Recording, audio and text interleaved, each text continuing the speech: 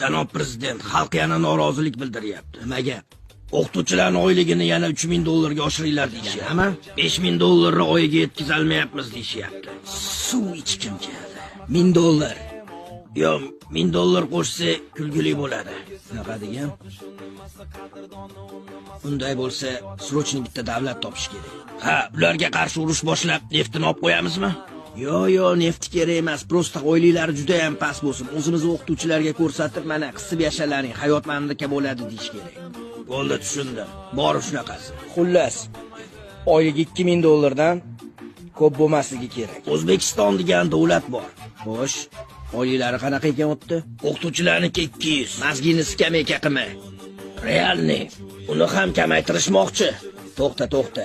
200 dollar oyligi kamaytirishmoqchimi? O'tirib olaman, janob prezident. Bu prezidentlikka nomzod bo'lgan insonning ideyasi. Yo, ishonmayman. Sen menga prosta erta aytib beryapsan, to'g'rimi?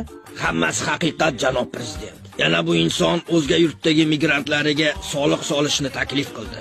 Yana nimalar bor? Tonirovkaga 1000 dollar, qizil chiroqqa 40 dollar shtraf.